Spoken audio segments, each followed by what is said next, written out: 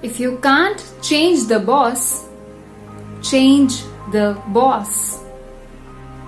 In work, you may have a boss, but if you love your work, you are the boss. The question and the context here is, why are you doing what you are doing?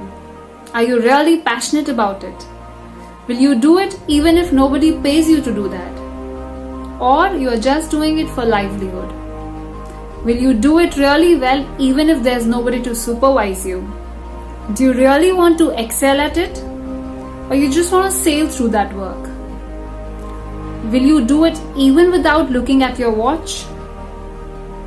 If you have found this work, whether it's in a job or as an entrepreneur, then you are in a beautiful space. This is really an awesome space to be in.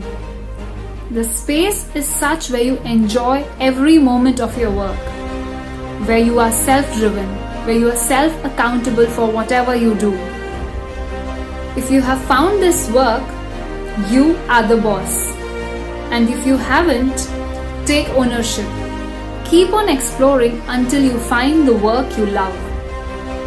This is Life Leadership Movement, inspiring you to take the charge of your life and be the leader of your life.